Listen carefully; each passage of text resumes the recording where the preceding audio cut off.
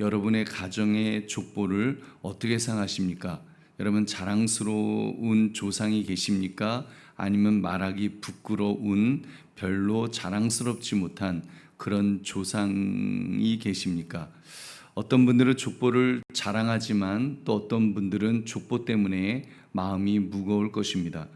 하지만 성경은 우리가 가진 족보 개념과 전혀 다른 관점을 보여주고 있습니다.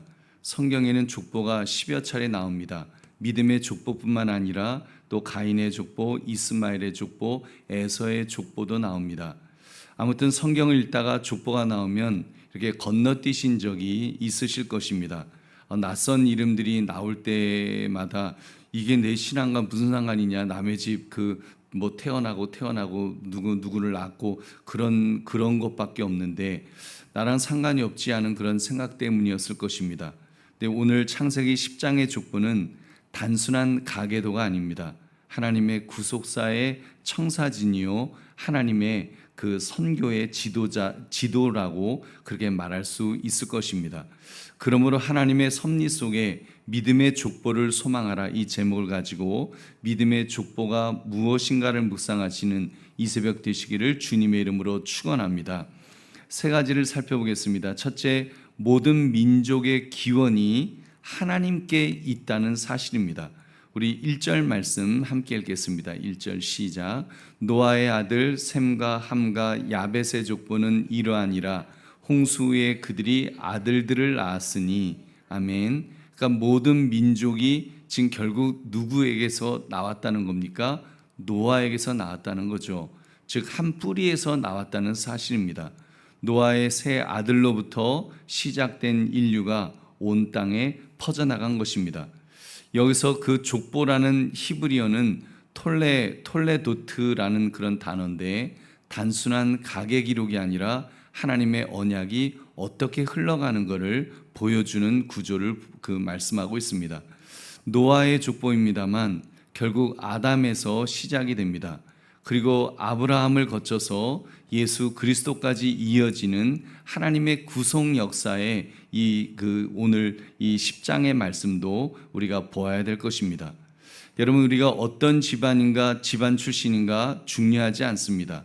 우리는 우리 한국 사람들은 굉장히 족보에 대해서 아주 중요하게 생각하지만 어떤 집안, 교회, 내가 기독교인이 되는데 어떤 집안인가 그런 거 중요하지 않은 것입니다.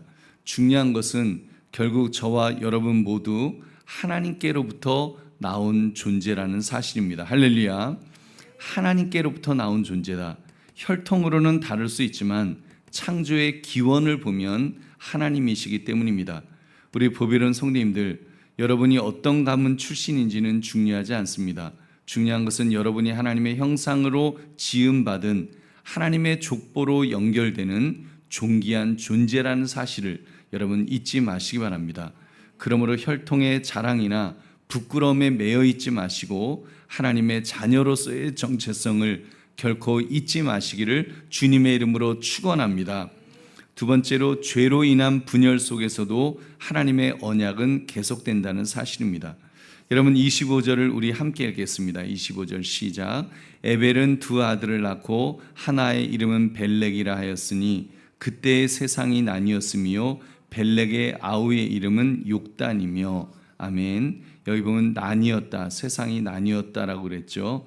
그 나뉘었다는 히브리어는 바벨탑 사건으로 이어질 그 언어와 민족의 분열을 암시하고 있습니다.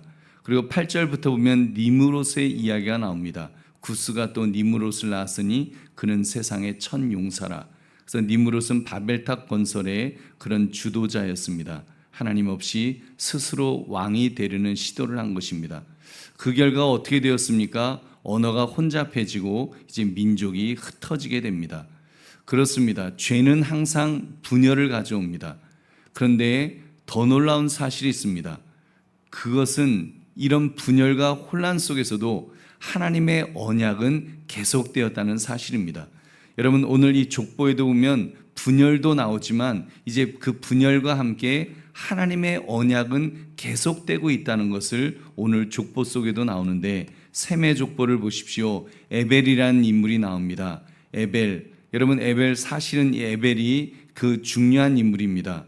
에벨은 히브리의 조상이고 그 후손 중에서 아브라함이 나올 것이기 때문에, 그래서 에벨이라는 그 이름의 어원을 살피면 히브리라고 하는 그 어원으로 이렇게 연결되는 것을 볼 수 있습니다. 그래서 하나님은 인류의 분열 속에서도 이 언약의 씨앗을 지켜가셨던 것입니다. 그리고 결국은 이 족보의 그 끝에서부터 이제 결국은 예수 그리스도까지로 이어지는 그것을 우리가 볼 수 있습니다. 우리 보배로운 성도님들, 여러분의 가정에도 그 아픔이 있을 것입니다. 예를 들면 뭐 가족 간의 갈등도 있을 것이고, 또 대를 이어오는 죄의 어떤 그런 흐름 같은 것도, 그 저주 같은 것도 있을지도 모릅니다. 혹시 그런 것이 있다 할지라도 여러분 너무 낙심하지 맙시다. 절망하지 맙시다. 뭐 우리 집안은 안 돼, 뭐 그런 거 없습니다. 왜냐하면 하나님의 은혜는 죄보다 크시기 때문인 줄로 믿습니다. 그러니까 저와 여러분을 통해서도 새로운 믿음의 족보가 시작된 것입니다. 여러분 그 믿음으로 붙들면 하나님은 틀림없이 우리를 그 하나님의 그런 그 계보 속으로, 그리고 결국은 그리스도로 인도하시는 그 은혜를 부어주실 줄로 믿습니다.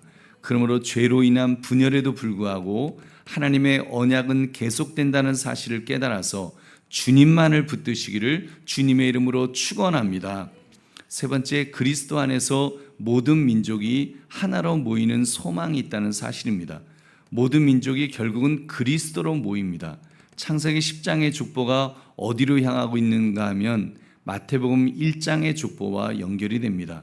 그래서 아브라함과 다윗의 후손 예수 그리스도의 세계라. 여러분, 창세기 10장에서 흩어진 민족들이 결국은 예수 그리스도를 통해서 다시 하나로 모이는 것을 볼 수 있습니다.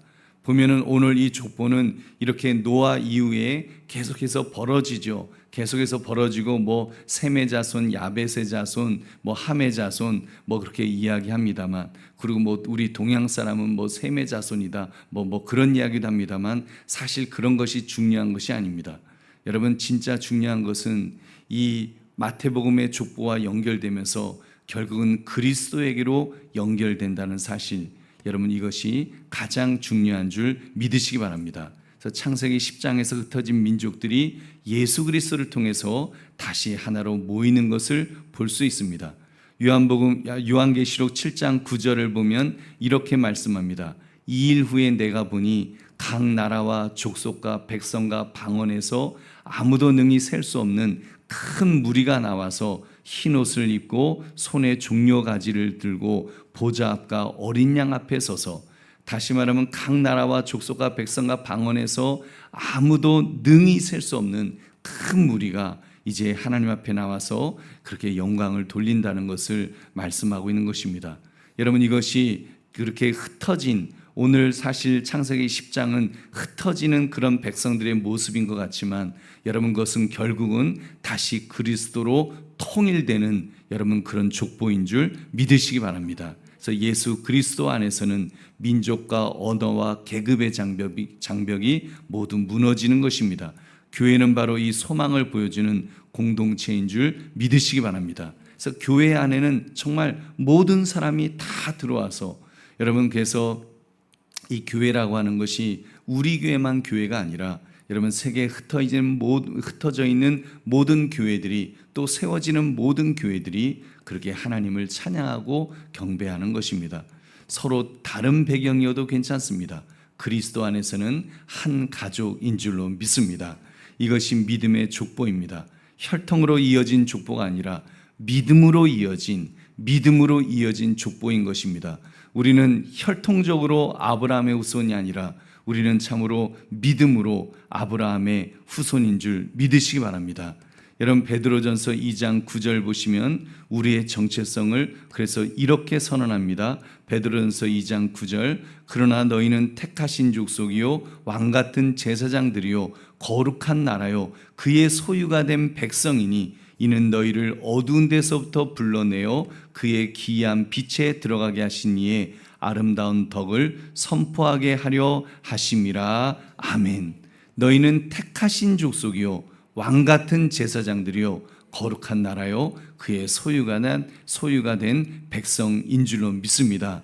여러분, 우리는 하나님이 직접 선택하신 족속입니다. 하나님이 직접 소유하신 백성인 줄로 믿습니다. 우리 보배로운 성도님들, 여러분이 어떤 가문 출신이든 상관없다고 말씀드렸습니다. 예수 그리스도를 믿는 순간 저와 여러분은 하나님의 택하신 족속이 된 줄로 믿습니다.